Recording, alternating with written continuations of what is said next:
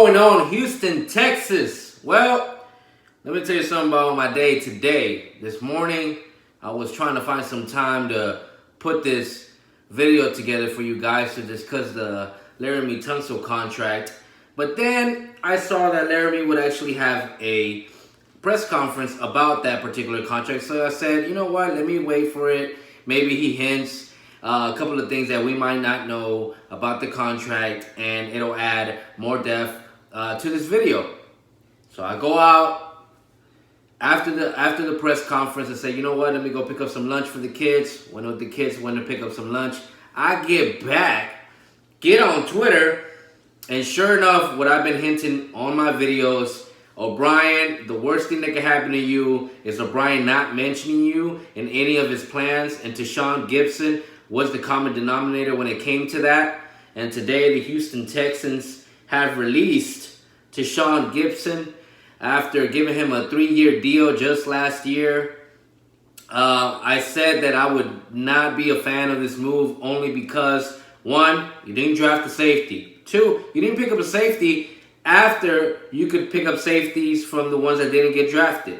Three, the safety that you did add, like Eric Murray and Jalen Watkins, who plays corner and safety, they're not going to help you cover Travis Kelce. They're not going to help you cover these tight ends. So I need Bill O'Brien to get on the phone, and I really don't care if he trades 2022 picks, because at the end of the day, you either need to sign Eric Reed, sign Gathers, or sign both, or bring a die back, or make a trade for a safety that's going to be able to help you and cover tight ends. Now, I was on the Discord, for you guys who don't know. Soft Sports has a Discord for members that, you know, just different Texans fans on there that chat and share information. And so one of the things that they were sharing was about, you know, the safety room and the fact that, you know, all this boils down to not resigning the Honey Badger, not resigning Kareem Jackson. Look, I knew they were not going to resign Kareem Jackson. I think that was pretty evident the whole way through.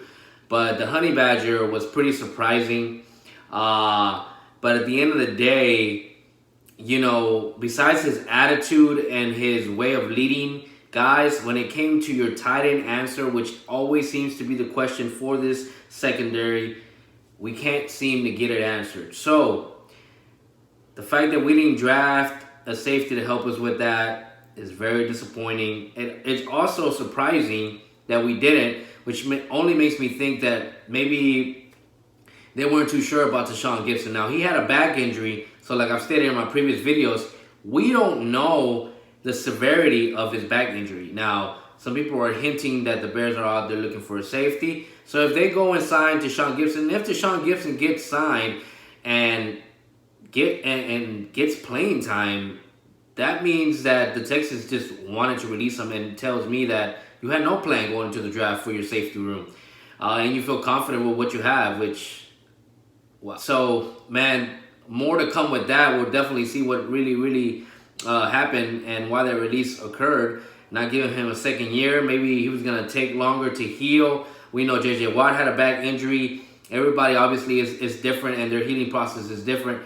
Maybe Tashawn Gipson is hinting retirement. We just don't know the details of it. But it's very sad to see a player who wanted to play for his hometown, and now, after a year, is being released. I thought he had a heck of a year. Wasn't perfect, obviously, and his injuries, you know, really pushed him back when we needed him the most, which was in the playoffs.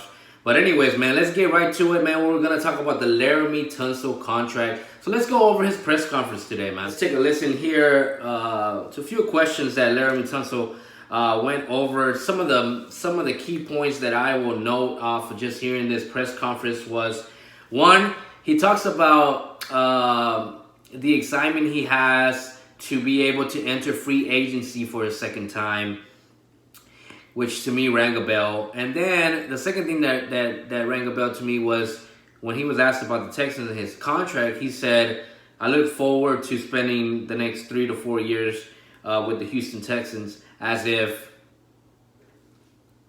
either he and Bill O'Brien know that after his contract is over with, they're not going to try to pay him whatever the market value will be for a left tackle, which obviously will be more because the market always, it doesn't go down, especially not with left tackle, especially not with quarterbacks. So I took it as, well, we're basically giving Bill O'Brien 3 or 4 years to find a left tackle in the draft.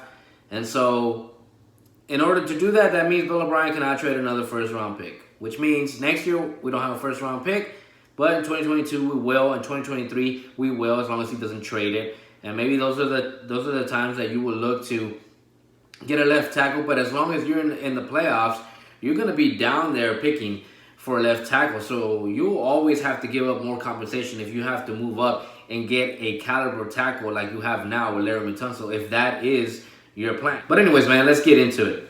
The highest paid offensive lineman in history. And part two, what was it like being on point for the negotiations? All right, so part one, to be the highest paid offensive lineman. Wait, hey, Larry, can you hold the phone up so you can, okay, yeah, or look down like that, because otherwise we couldn't see your face. That perfect? That better? Perfect. You look great now, thank you. It's a blessing just to be the highest paid offensive lineman. You always dream of times like this. We got it done, especially not having an agent doing the deal by yourself and getting it done is extremely a blessing. The second part, the negotiation, with any negotiation, it was pretty tough. They came at me in February trying to give me an extension, and we just got a deal done a couple of days ago. So it was tough, but we got it done. And it was fun just to be in that moment to learn different things. Me? Hey, Laramie, congratulations. Oh, gee, man, what's up? Let me ask you something, please, about the backstory. Did you get advice from any of the players who've done their own deals with special advisors? How tough was it when you originally decided you were going to do it? And because you hit the jackpot, do you think you will have started with a trend? I think I for sure started a trend by not having an agent doing my deal on my own. The players that I talked to, for instance, like Bobby Wagner, he actually told me that it was pretty easy doing a deal by yourself. And the toughest part about doing a deal on your own was terminology, not knowing the terminology, and just learning terminology and be able to like voice it to the coaches. So he talks about his contract. He talks about how important it was to get it done, how long the process took. And then he goes into saying that it was very important to set like a new standard. Not only set a new standard as being the highest paid left tackle, but also setting the standard as a player who does not need an agent. And I feel like agents might look at that and be like, we are in danger. Because, man, for a player with an agent, look, maybe their rookie contracts, the agents aren't making that much money, but that second contract, agents are making bank out of people's new contracts. So for him not to have an agent involved, he's got major bag because he doesn't have to, split it with anybody. But yeah, man. Hello, Jeremy. With your journey and kind of everything you've been through, what does it mean to you to have this deal and know you're going to be with the Texans and with Deshaun protecting him for a long time to come? It's a huge blessing. It definitely coming from what happened on draft night and to be here now, and they try to bury me, and I overcame that, and I'm here now. So to all those people who actually going through adversity, like it never quit. So just to touch on that point, he's basically saying, look, the reason I fell where I fell in my original draft was because obviously there was pictures of him circulating the night of the draft. With him, some type of substance that he was inhaling. So that obviously affected his money and where he was drafted. But now he's basically saying, hey, I'm making that money that I lost and plus, and I just want to be like an example that even when people try to bury you and put up all this dirt of you, you can still succeed. Hey, Larry, congratulations. Appreciate it, my guy.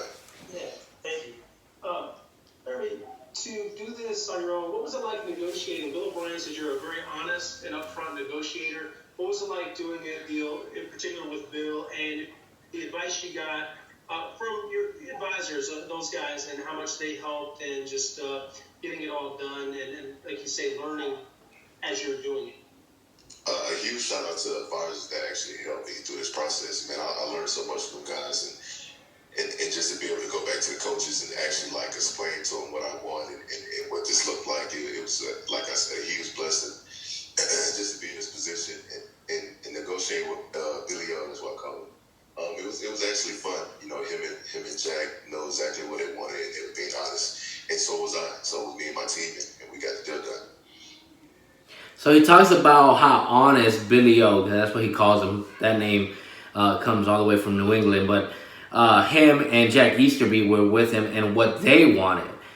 So that's why once he said that to me, that's when things started to really click. Like, okay, there's probably a high chance here that the Texans said, look, we're willing to pay you. We're just not really willing to pay you long term. And that's when I start smelling it like, I don't know if the Texans really are looking forward to the end of this 3-year deal, you know, and getting him a new contract after that, because it's only going to be more. It's not like it's going to be less. The only thing that would benefit the Texans with a new deal with Laramie would be if Laramie got a couple of injuries, and even then, I don't see Laramie as a person who would be hustled by injuries, knowing very well what a left tackle and his value is in this NFL. How much have you talked with Deshaun? Obviously, he might be looking to get a deal done this offseason also. How much have you talked with him in light of that and in light of the other moves the team has made, especially with DeAndre? So currently, I'm actually working on a D4 right now, 4 days a week, and we actually talk almost every day. We basically tell each other, like, man, let's go get it. Let's get it done. I mean, we have the tools right in front of us on this team, and we can get it done. It just starts with us. And so we pretty much voice our opinions every day about the team we have. It's good, man. It's good to have your quarterback have a strong relationship not only with your center but your left tackle, and them working out together can definitely get them on the same page. Can definitely help Laramie understand what Deshaun tries to do on every single play, what he wants to do, especially when it comes to him scrambling, man. I think Laramie Tunsil, sometimes when you look at him on film, there's a lot of times that he's already blocked, but then he'll get caught like still gazing at Deshaun's greatness, you know, scrambling. I think the best tackles are still, you know, in the play, and I can definitely see how we've left a lot of yards out there because, you know, our tackles are just like in awe of what Deshaun Watson is doing and shouldn't be doing, but because of his greatness does. Hi, Laramie. Congrats. Bill said the other day that you did a lot of good things for the O-line last year, but he expects that you're going to have an even better year. You're going to be an even better player this season because you're just going to be more comfortable. Your thoughts on that? Where do you think most of that is going to, what areas that'll be in this year for you? I 100% agree with that statement. The main thing with me last year was the playbook. You know, I came at a late time on it. I had a couple of days to prepare for the game. But just to have the whole season, then this offseason under my belt, I think it's going to help me with this playbook and my relationship with the players and us being on the same page. I think it's going to help a lot. You for Ari or Vanessa from KPRC? Yeah, hey Laramie, congratulations. At only 25 years old, what gave you the confidence and what was the final push that made you say, you know what, screw it, I'm doing this on my own? I feel like it was time to write my own destiny, if that makes sense, to put things in my own hands to get it done. You just have to bet on yourself, and that's what I did, and I got the deal done. I'm extremely proud of myself and the team. You know, I'm still speechless, even though it was a couple days ago that they made the announcement. I'm still speechless. Sarah Barshop? Laramie, how important was it for you to reset the market for deals for offensive linemen? I think that's one of my biggest things is to my son right here, if you hear him yelling. But I think that was one of my biggest things. I just wanted to reset the market, become the highest paid offensive lineman, just to show all the young players under me that, you know, anything is possible. You just got to put your head towards it. So you know, he's saying how important it is to not only get the deal done but reset the market. So like I said, Laramie doesn't seem like a guy that O'Brien will be able to fleece. I mean, that's why this deal to me scares me, because it's like, you're putting this whole team together with let's go win now, but at the same time you're not building for tomorrow. And so, when you look at the tackle that they took in the 4th round, like, is that somebody they want to develop? So it's very interesting to see what they'll do, man, because I would have rather have got him for 5-6 years. Ultimately, you want your left tackle to be a 10-year like minimum guy, and so I don't know if we're gonna get that from Laramie when it comes up to getting him a new contract. Most of y'all will say, "Hey, man, let's just ride with it now." But at the end of the day, like, the fact that you have to worry about your left tackle and most likely will have to worry about your quarterback at the same time again, nah. Congratulations again, man. Tell us a little about the stuff that you've been doing with COVID relief. I know you've been active in your hometown and in Houston. What made you decide to do that, to step out and reach out and try to help the community? And I kind of had 2 parts because I don't know if I'll get you again. I wanted that, and then also how your shoulder rehab is going with shoulder surgery. I'm for sure to start with some rehab. It's going good.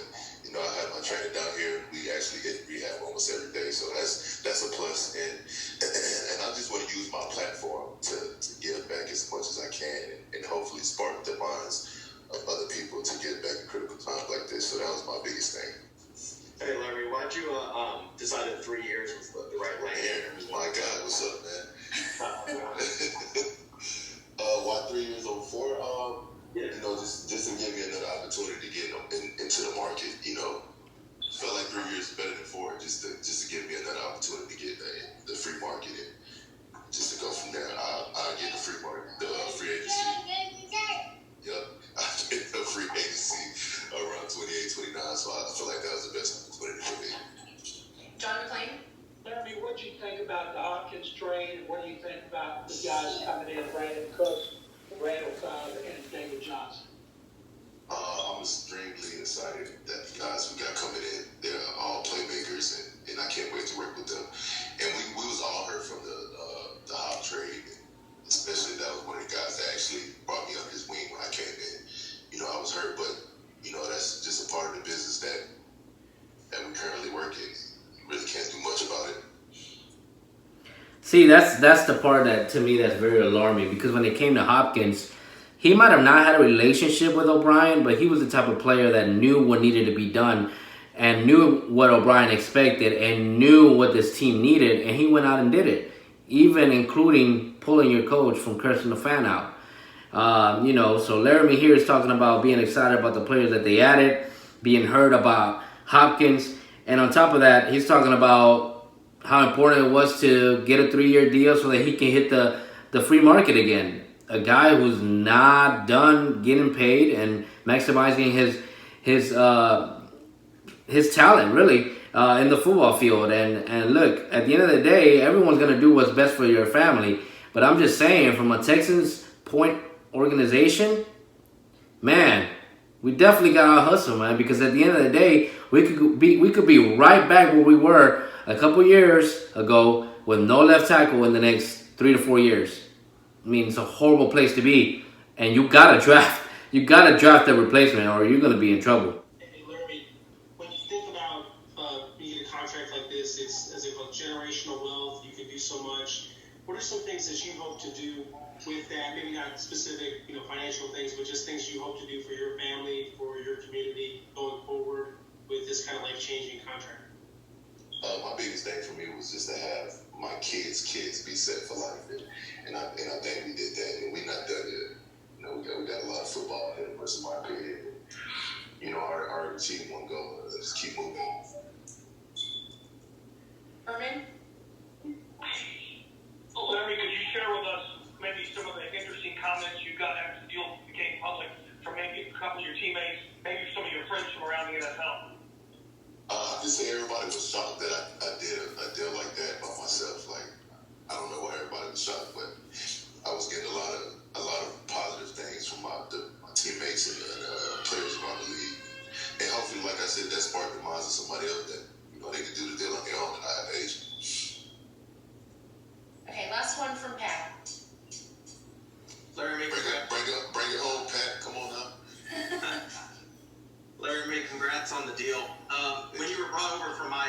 Miami, were you open to an extension, or did you have to see what the Texans were all about because it was just a short time before you were traded? That's a great question because extension wasn't really on my mind. I was just shocked that I got traded from Miami to Houston, and then I had to play the game in a couple days. So extension really wasn't on my mind. And, you know, I'm glad we got it done with the Texans. I'm glad to be a Texan for the next 3 or 4 years, and excited to be in this position, man. See, and that's the end of the interview. But see, that's my problem right there. He says that the only reason that the extension wasn't on his mind when the trade happened was because all he was worried about is, hey, I'm flying to a new team. I gotta find a place to stay. I gotta figure out when we play, where the facility is, about meetings, about playbook. All of that was on his mind. So that's the perfect time for you to attack him with a contract and freaking not have to pay so much for your left tackle right there and then. Unless Tunsil was like, no, it's too much going on, and I'm not going to do the contract talk right now. So did that happen? We don't know. But that everyone says is like, you should have got the deal in as soon as you did the trade and got him in the building. But anyways, man, we'll definitely have to see how it goes. But now, to me, it's like, that was on my mind as to what we were going to do. And I was actually looking forward to how we were building the team until Deshaun Gipson gets released today. And now we're pretty much back at square one when it comes to that safety position because, bro, Eric Murray is not the answer. But anyways, man, that's my spiel. Y'all enjoy the rest of the week, man. Go H-Town.